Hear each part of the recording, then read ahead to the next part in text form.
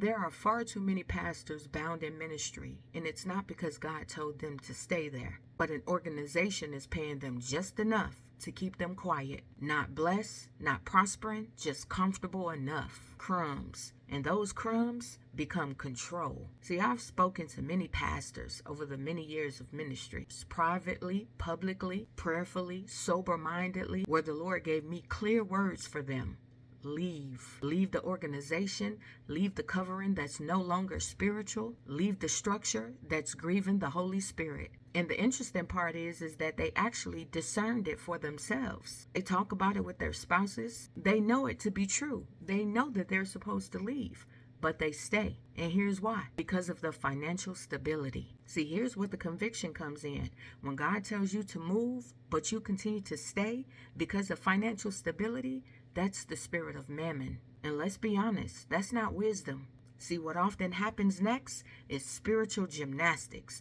Oftentimes, pastors continue to stay within that organization, and then they start producing more outreach, extra programs, extra appearances. Not because God instructed it, but to justify as to why they're still there. They're compensating disobedience with activity. See, you can feed the poor, host conferences, and still be out of alignment. And the issue is this, because they have shifted from daily dependence on God into daily reliance on man. You see, if God intended for his servants to trust organizations or allowances for their daily bread, then what exactly do we need God for? That's not faith.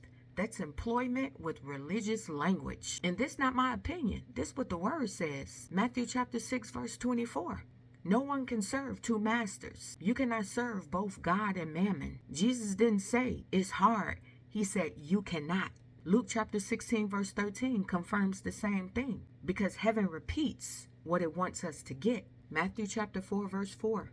Man shall not live by bread alone, but by every word that proceeds from the mouth of God. You see, if the word says move and the money says stay, one of those voices is lying to you. Exodus chapter 16. Israel wanted the security of Egypt, but God wanted to teach them daily dependence. You see, manna couldn't be stored because reliance had to be renewed every day. Stored provision produces fear-based obedience. And here's the interesting thing. The pastor actually knows that the ministry is compromised, but he stays because he says, my family needs insurance. You see, a shepherd can discern spiritual abuse in an organization, but their excuse is, but this is how I pay my bills. But this very same leader can literally hear God say, build what I showed you. But that pastor will delay what God has showed him for years because that paycheck feels more like security and comfort. That's not prudence. That's fear wearing a clergy collar. And I say this with sobriety and not arrogance. When pastors stay where God told them to leave, the people suffer. Why? Because you cannot lead people into freedom when you are financially bound. You see, God does not fund rebellion. If he called you, he'll cover you. If he released you, he'll sustain you. If he told you to step out, that means he already factored in provision. You see, the issue is not whether God will provide or not. The issue is whether you trust him more than that check. And let me be clear, this is not for pastors that are assigned to stay. This is for pastors who know already that they were told to leave. See, you don't need another confirmation. You need obedience. You see, the church does not need more managed leaders. The church needs obedient leaders and delivered ones. Delivered from the spirit of Mammon, delivered from fear, and delivered from the illusion that security comes from men.